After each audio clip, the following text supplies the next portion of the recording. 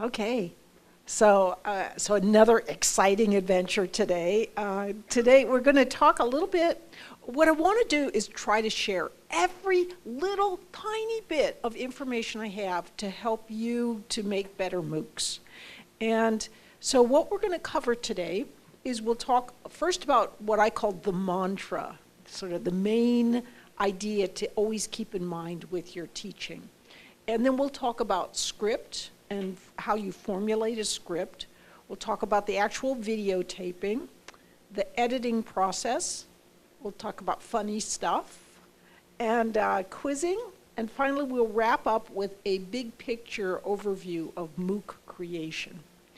So first off, there's the mantra.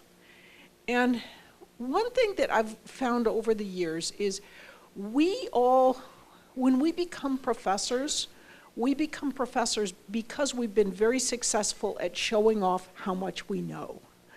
And that becomes this kind of way of looking at things that we teach by kind of showing everything in its full complexity and then breaking it down for people.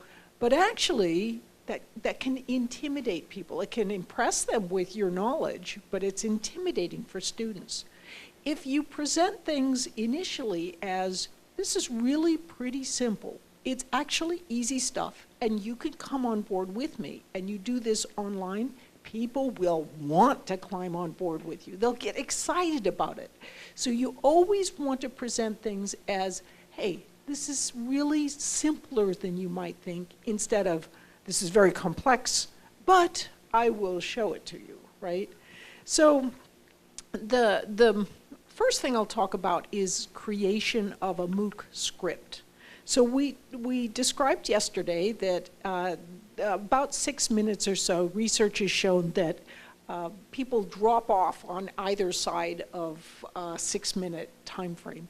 And you can see why that is. If somebody's sitting and they're thinking about, should I watch the next video or should I go have a snack? If it's 6 minutes, they'll do it. But if it's 20 minutes or a half an hour or an hour, well, then they'll put it off. And as you know, procrastination can be really a very significant factor. So you want to avoid procrastination by breaking things down into small chunks as much as you can. Now, when you're MOOC making, there's sort of two ways to do MOOCs.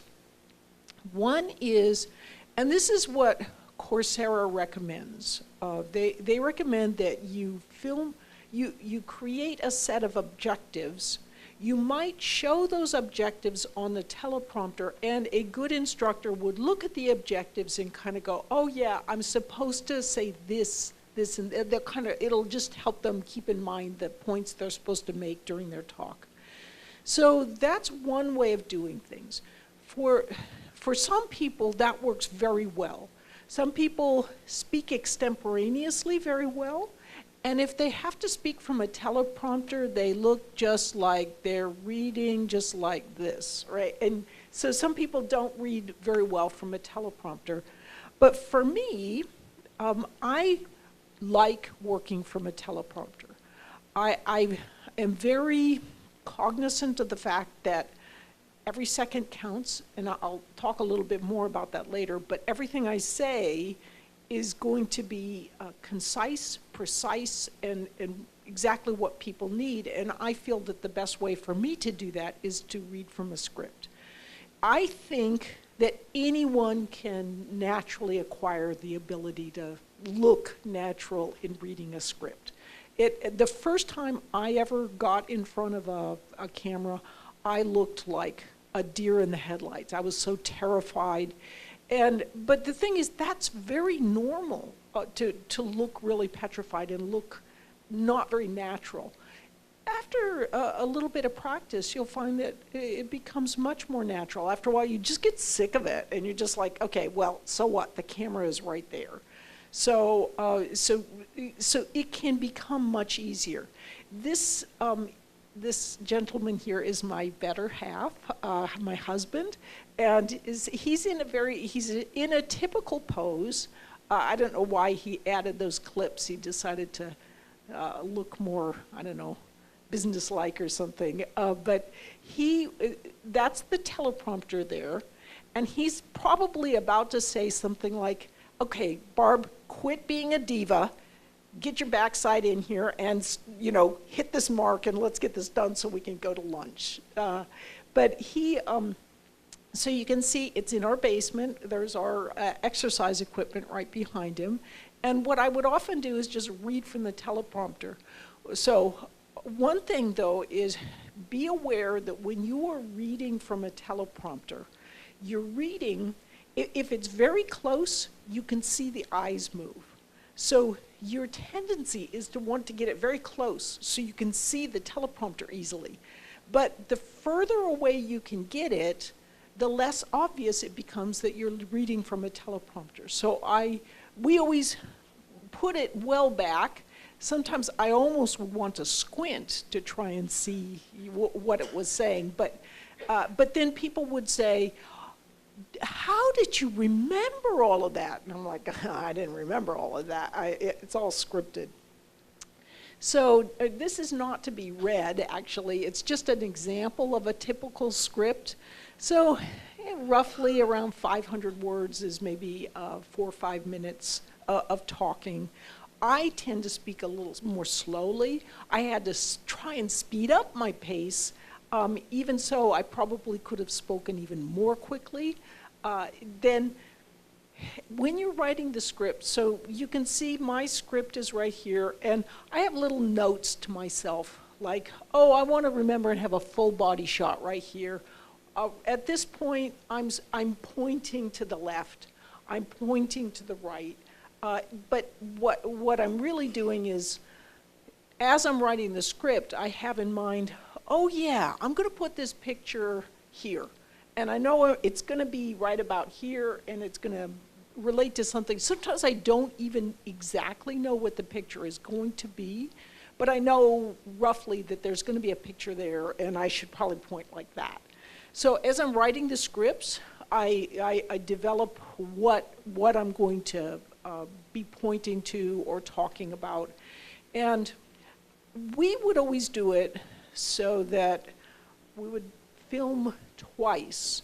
But now there's 4K cameras that have much higher pixel density, and so you can film just once and it'll work just fine. But we would film one time a read through where I'd be half body, and one time a read through where I'd be full body.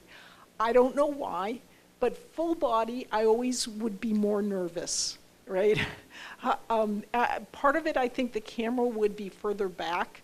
It was a little harder for me to read, but I would always, the reason for that is because when you're standing full body, that gives you the capability of going from standing. Well, first off, when you're standing, you can appear to be almost walking around in whatever you're pointing to. And as we discussed yesterday, that gives you the possibility of making it look like you're walking into the metaphor or the illustration that you're trying to demonstrate. And that makes it so much more graspable and real to the people who are watching.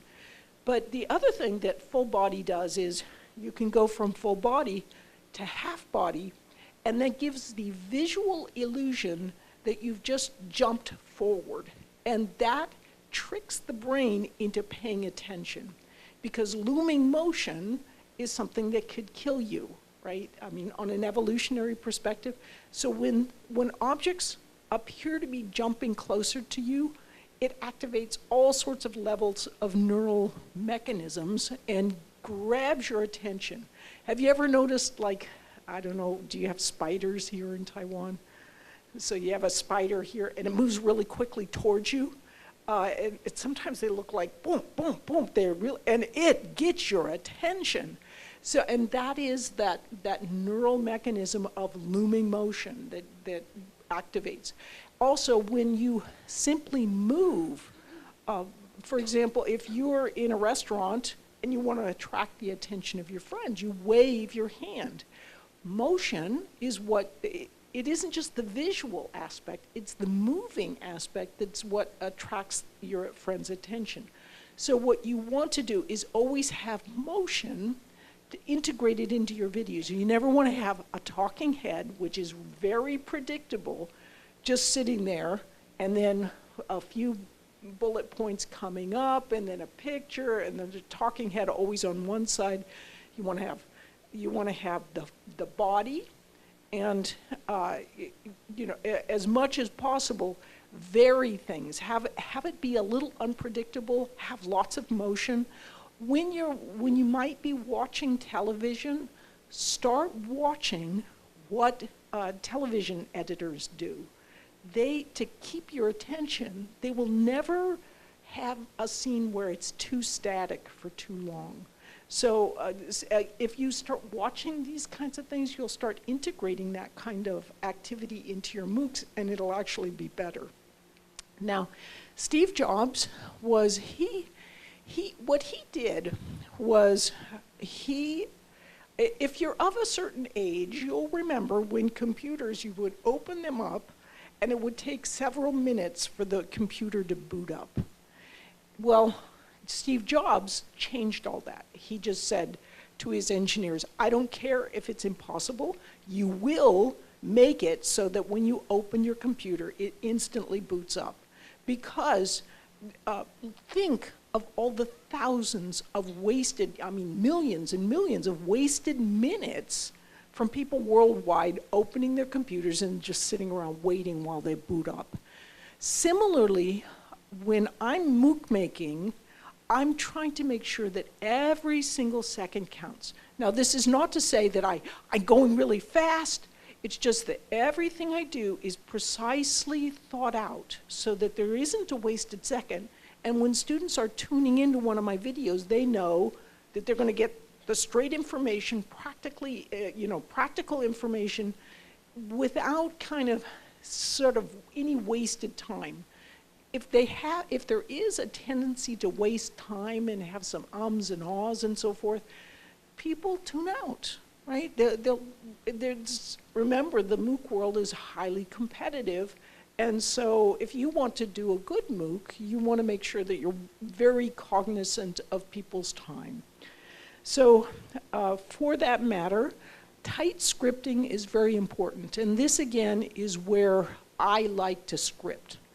And so here's an email from someone who says, if I were to give one tip for the benefit of non-native English speakers, it would be helpful if scripts were revised and to reduce and eliminate superfluous words and phrases. There's probably a few superfluous words and phrases in there, but anyway, you get the idea, which I think is a very good one. Tighten it up.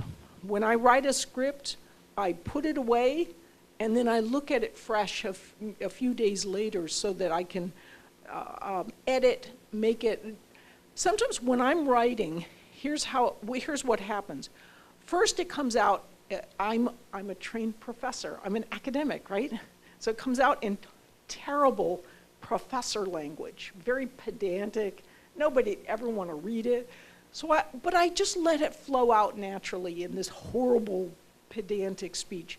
Then, once I've got it out, I revise it into something that would actually be more like a normal human being would say.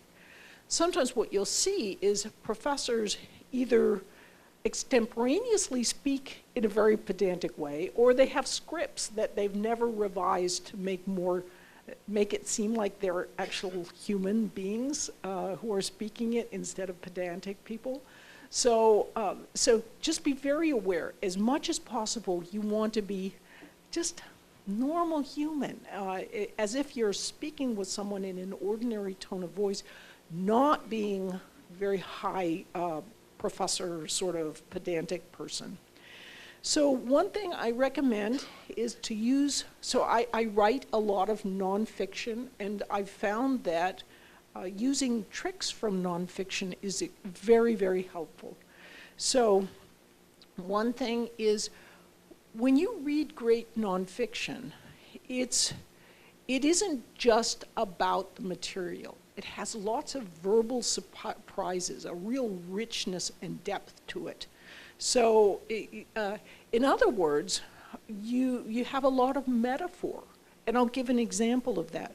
But you also want to have a hook and tell a story with what you're doing. If you can begin with anything that sort of motivates students to, what is he or she talking about? Why should I look further or listen further? If you can start a lecture with these kinds of things or something exciting, it will make them so that they always kind of enjoy watching your videos. I mentioned before that idea that top professors worldwide seem to share this ability, particularly in the difficult math and science and engineering topics, of using metaphors and analogies to convey good ideas or difficult and complex ideas. And those, remember, use the same neural circuits that you use, so you use for metaphor the same neural circuit that you would use to understand the difficult topic that you're trying to really explain through that metaphor. So metaphor and analogy are incredibly important. I just have to give an example of one of my favorite writers in the English language, which is Laura Hillenbrand. And she wrote a book called Seabiscuit, which is it was a big bestseller in the US. And I just have to read, I opened the book at random.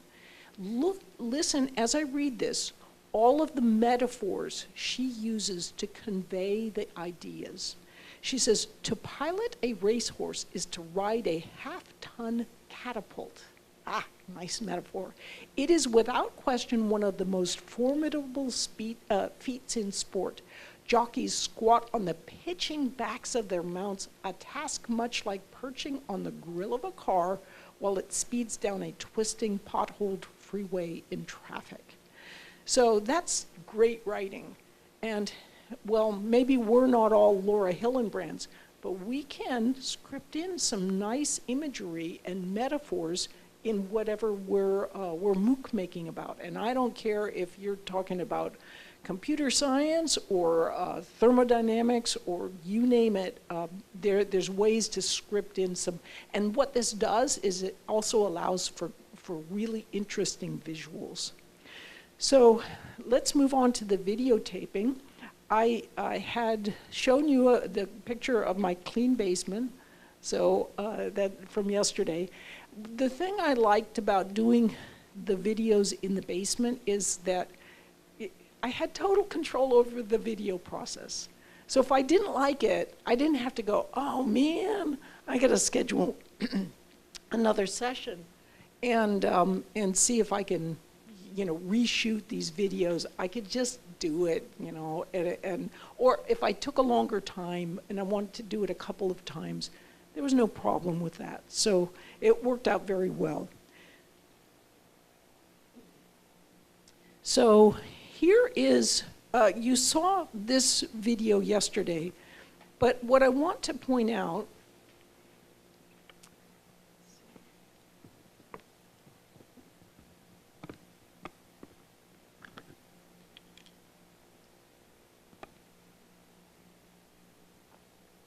is a couple things. Look at how I'm using my hands to gesticulate. When I'm moving my hands, your mirror neurons are firing. So if I'm going like this, your mirror neurons are indicating that your hands are doing exactly the same thing, and that can help you understand whatever I'm talking about. So also notice the simple background that I use. So for example, here you can see I just use a sort of a plain Jane PowerPoint background, and people often have commented to me that they've really liked these simple backgrounds. If you look, a lot of MOOCs, what they tend to do is they'll have a bunch of books on a bookshelf behind the professor. And you don't realize it, but that becomes really boring, very predictable, and it's also kind of busy. It has nothing to do with what you're trying to teach. So be cognizant of whatever background you're using, and simple is, people really seem to prefer simple, because I never would have expected I'd get so many emails from people saying, you know, I really like your simple background. It never occurred to me. So as I mentioned before, either use a 4K camera, a high pixel density camera, or film twice.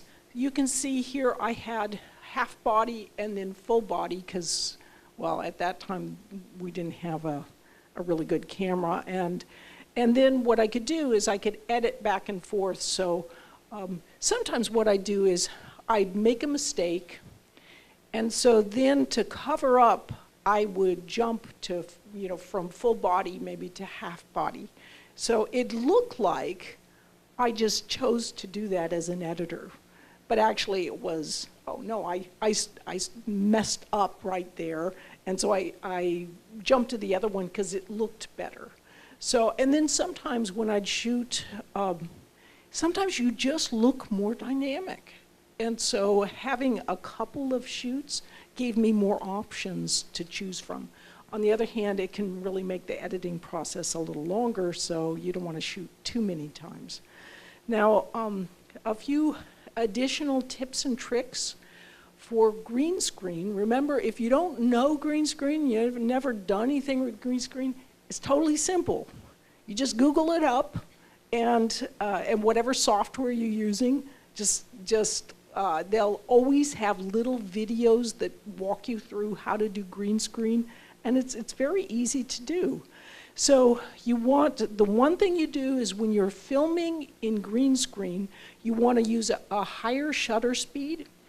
And what that does is, when you're moving your hands in green screen, for some reason, like if I go like this, I'm pointed to something, if you look between the fingers, it will have these little green blurs. So the way to eliminate that is, first off, you have a little extra lighting with green screen. That will allow you to make it so you've got a higher shutter speed. And then just having that higher shutter speed with the extra light will make it so that when you're moving your hands, you won't get that weird little green blur, and you won't get that weird little halo. And also be very careful about how you focus when you're green screen. Focus matters more for green screen. So what you want to do is set your focus as good as you can, and then once you've done that, then put your camera on magnify and go look at the corner of someone's eyes, of the talent, we call it the talent. Look at the corners of their eyes. There usually is a few little cracks or crevices there. So focus in, get a really good focus on that little crack at the edge of the eye, and then you can pop the magnification out, and you've got perfect focus, which is more important for green screen. So let's see.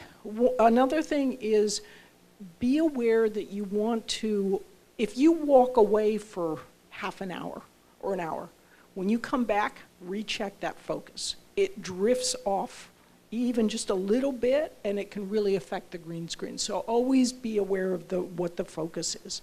Now, there's also one more little trick. This one took me a while to figure out, so I'm trying to share all of my mistakes.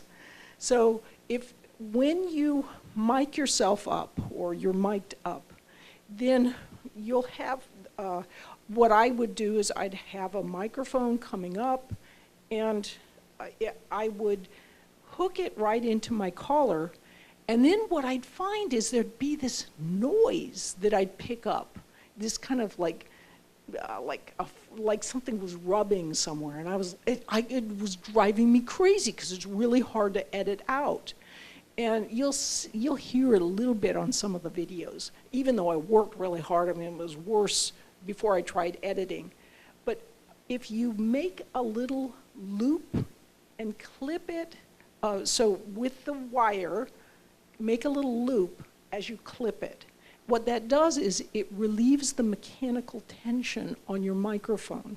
So, and what's happening is your microphone is rubbing a little on your shirt. And so if you relieve the mechanical tension by just having a little loop there, it will save all this noise. If you're a woman, stand like this, and you'll look a little more svelte, right? Don't wear pearls if you're, because they will maybe click against something and create these weird little noises. If you're a woman, don't wear a white bra, wear a beige bra, because it will show through, the white somehow will show through where a beige bra will not. So another thing is, and I should have written these things down, but they're just coming to me, but if you're a female, you want to try and lower the pitch of your voice.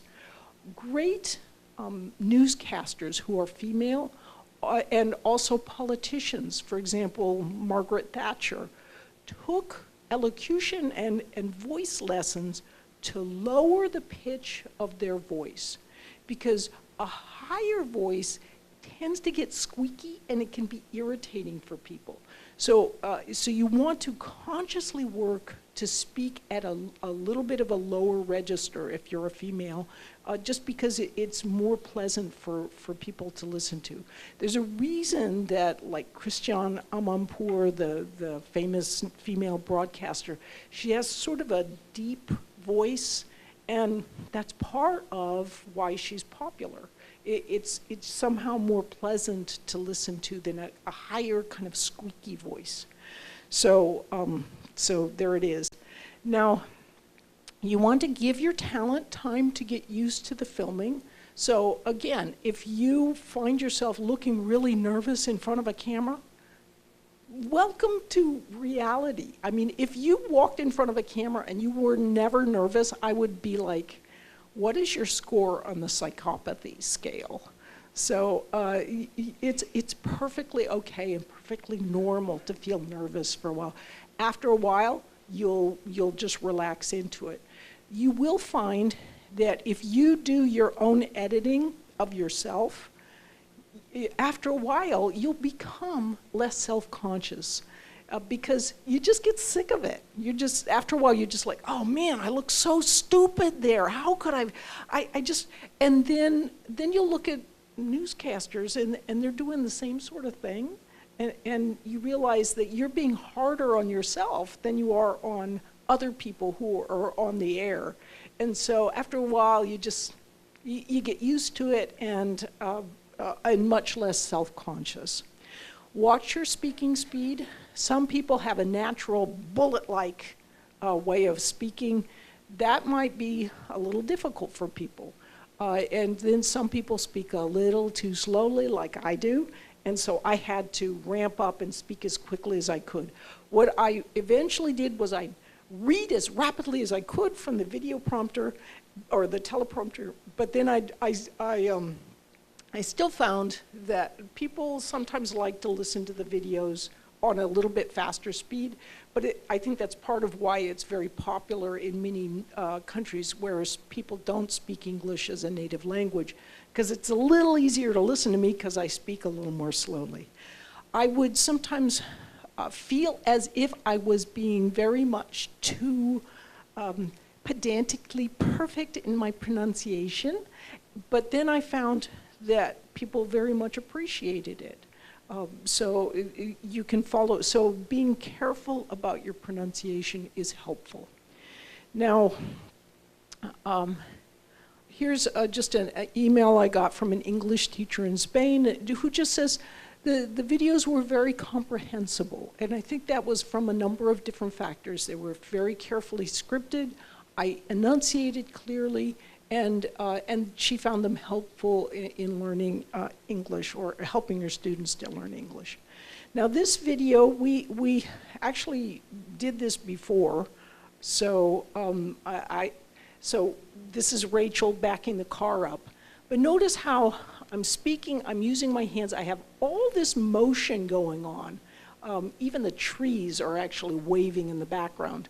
And all of this motion, the gesticulation, helps people, it keeps everything kind of vibrant and interesting.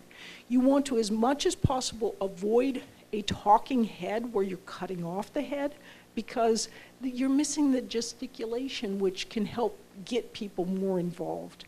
So there's just a story, or someone wrote and said, I would like to maybe use my hands like Dr. Oakley. People really like the motion and the hand motion. So in the editing process, I always, because I did almost all of the editing myself, what my husband, who's really just a wonderful human being, puts up with all my little, side things that I like to do.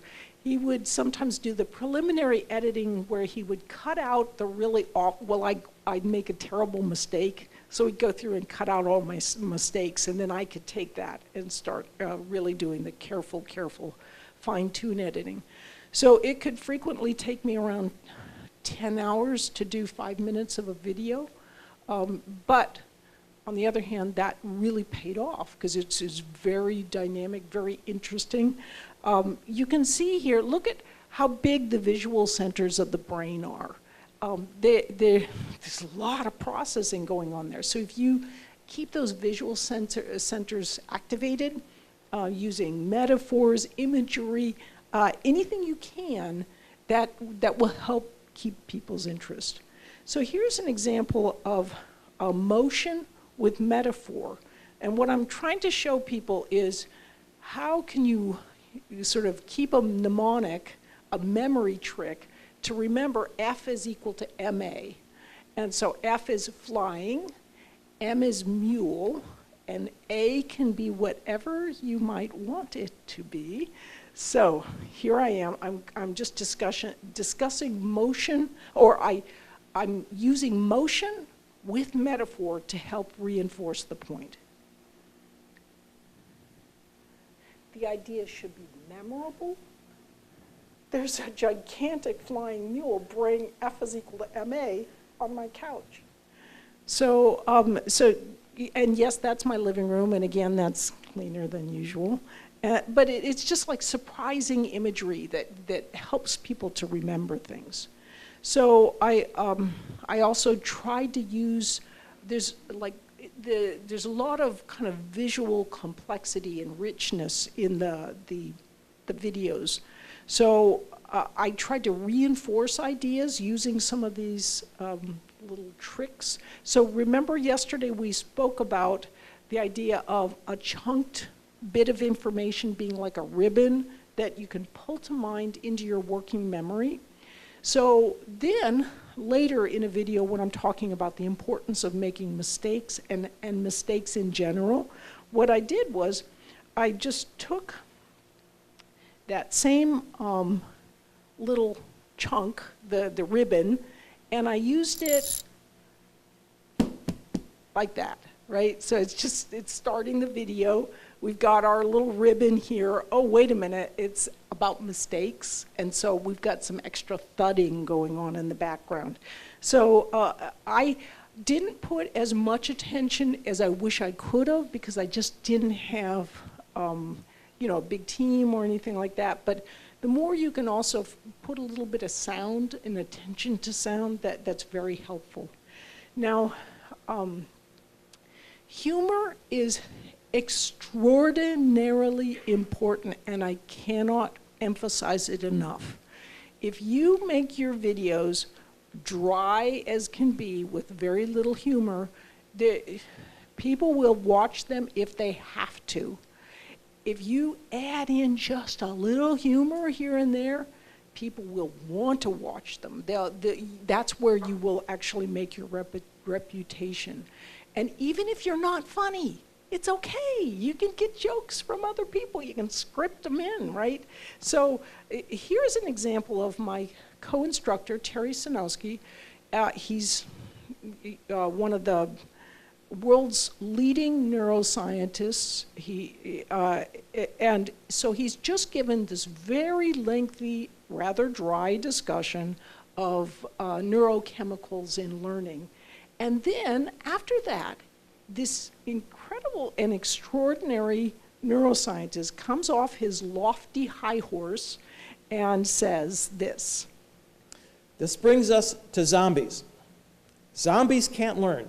It is also clear from their behavior that they have brain damage, especially in the front of their cortex, which is the part that makes plans. So that was kind of fun. I was like, Terry, I just did this to you on your video. Is this okay? And he's such a good sport about it, but it humanizes him. It helps make him appear as approachable as he truly is, despite his great intellect. So here's an email from a 5th grader, so that's about a 12-year-old child. And she says, I am in grade 5. My mom was browsing through Coursera. I pestered her to make me join in. She chose this course for me. I'm very grateful, or I'm thankful for that. I never knew that professors were very witty.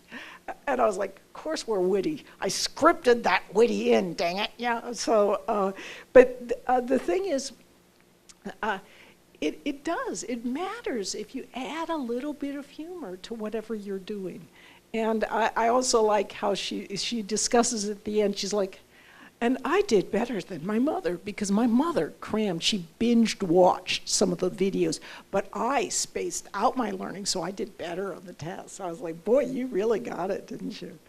So just another issue that I think is very important in MOOC making and also any kind of online learning is using quizzes for learning and onboarding. In other words, getting people kind of into the class. One thing that we did was we began to notice after a while that always on the forums people would ask the same questions. And they often related to information that was presented right there at the very front of the course. Like there was always a question about how do you access the translations on the course, you know, or the captions on the videos. How do you access the closed captions? So now we have and we're just making it mandatory. It's a very small percentage points. We have an introductory quiz where people take this quiz, and it's mostly, it's like a super easy quiz. The answers are all obvious, but it has pictures that demonstrate these key points that people are always asking about. And then we found that it dramatically reduced these frequent questions on the forums because people just took the quiz questions, and we would make them funny. We'd always have little funny options related to them. And so people actually kind of enjoy taking the quiz, even as they're learning questions that reduce our own having to interact with the students and comment on things. So doing a little introductory quiz that's very low percentage points can really help students get into the course and understand some of the intricacies right away. So the quizzes took a mastery learning approach. So in other words, they can take questions again and again. They can take a quiz over and over again. There's multiple different versions of every question. So people would have to take the quiz, you know, more than 100 times probably they get different permutations every time. But what that means is they can truly master the material. If they didn't get it the first time, they can just retake it. You know, sometimes they can take it 2 times in a day, but then they have to wait a day. And that helps reinforce and ensure that the students really get it. So one thing that Coursera ran a little experiment once that they asked people to contribute new questions. Well, that was really a big failure of a project, because what happened was students, and I find this even for professors, they just pick easy questions to ask that are hard to answer, but they really don't enhance your understanding. For example, if you are asking about, how many neurons are in the brain, well, you've watched the video if you can answer that question, but does that really enhance your learning to know how many neurons are in the brain? I did end up, Terry was wanting me to ask a question like that. So when he says, there's 100 billion neurons, I have it flash on the screen, 100 billion, right? And so that's sort of the subliminal signal from me that says, even though this is just a number, you might want to remember this one, because he gives lots of numbers. And if you sat there trying to remember every numerical thing that he conveyed, you'd miss the forest for the trees. So I took lots of care. I actually spent several weeks devising all the quiz questions. I thought I was going to go insane. I was sitting at my sister's-in-law house, just sitting there for day after day, trying to come up with new questions. Got some help from mentors and so forth. But I'm so glad that I put so much attention into this. Even now, after the course has been out for nearly 2 years, people will still find occasional ways that a question can be interpreted in a little weird little way so that the answer is actually not quite right. So we still try to tweak and improve even at this stage. Translating into other languages can be very problematic. This is why you don't, let's see, one thing I didn't talk about is trolls.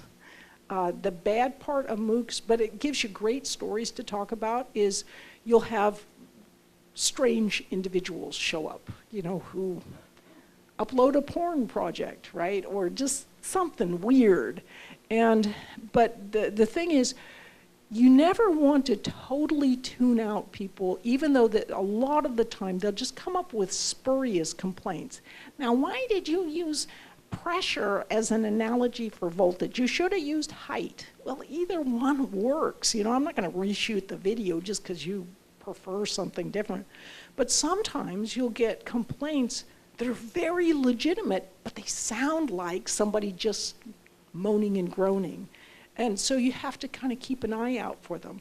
I got a email from a fellow from Portugal, just really a nasty email, just saying, oh man, your quizzes in Portuguese, I flunked all of them. And it's just terrible, it's because the translations are so bad. Now, your tendency would be to go, well, this guy's just a whiner, right? But I was like, I wonder if there's something to it. So anyway, I said, can you help me? And next thing you know, now he's a very important person on the Portuguese platform. He makes sure everything is perfect. He does a fabulous job. So by listening to complainers who actually have legitimate complaints, your course improves dramatically. So, but spending time with quiz questions can be super helpful. Here's something that says, it would be great if the teachings of this course could be transferred to other courses. I'm just finishing a course on R programming. They didn't put time and care into the development of the quizzes. And that's how people really learn. So it's very important to try to do that. So in wrapping up here, I'd just like to give you a sort of a big picture. You have experiences in creating great MOOCs. You've done them here. So this is just my personal take on how to, how I would structure and lay out the creation of MOOCs. And you can just keep this in mind because you already do know how to create great MOOCs. What I generally recommend is that if you're going to do a MOOC, the best way to start is by doing 1 or 2 videos to start with. If you just, maybe script or film in any way, whatever that video is going to be, the first 1 or first 2, and get it edited and look at how it turns out, you will learn so much from that. But once you've done that first 1 or 2, then the next thing to do is either write the entire script for the full MOOC, or you write objectives for each video that you're going to do, depending on which way you want to film. and have references to the images. By doing this, you're laying out everything you're going to do.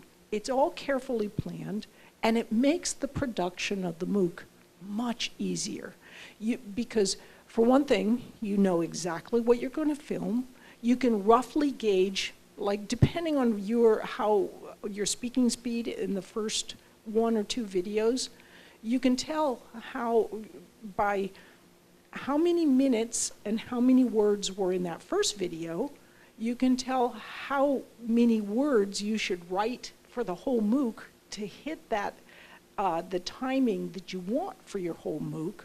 For my MOOC, it's or Terry's and mine, it's about we have about 10 videos, solid videos for each week, each one about 5 minutes long on average. So maybe it's about 45 videos altogether, and then lots and lots of bonus videos that are sometimes much longer. If you do bonus interviews or anything like that on your MOOC, one thing to be aware of is there is no such thing as a 5-minute interview. Whoever you might interview, generally a good thing to do is to tell them 10 minutes, and then you're lucky if it ends up in being 20 minutes. But bonus interviews can often enhance, give people different perspectives on whatever you're trying to teach. So if you write the whole script, you can check it, tighten it, get some other experts and eyes to look them over and improve the script. You want to have little insertions maybe of, if you want to, so you can have your script and then you can put it in landscape mode, and on the right-hand side, you can put like notes that say what images you want to add in. Just, note here, add zombie image, add, image of the amygdala. As much as possible, try to avoid clip art, just sort of routine images just for images' sake. You want to have images that are directly enhancing whatever you're trying to discuss. So then once you've got your scripts all laid out, it's straightforward. You know exactly what you've got to do. So you shoot your videos, except for those first ones, unless you want to reshoot them. You can. What we found is we would shoot like maybe a week's worth of videos in 2 mornings. So, like 5 videos on one day, 5 videos on another, and maybe 3 mornings, something like that. I would get really tired because it's stressful doing these videos. So I didn't want to like do a full day, but then, everybody's different. So some people can handle that kind of thing. I just sort of break it up because I think it made me look fresher. One thing is, like on some of the videos, I had an intense migraine, but you can't tell. I look so happy, right? And it was funny because I'd be like, I'd shoot it and then I'd go and sit down.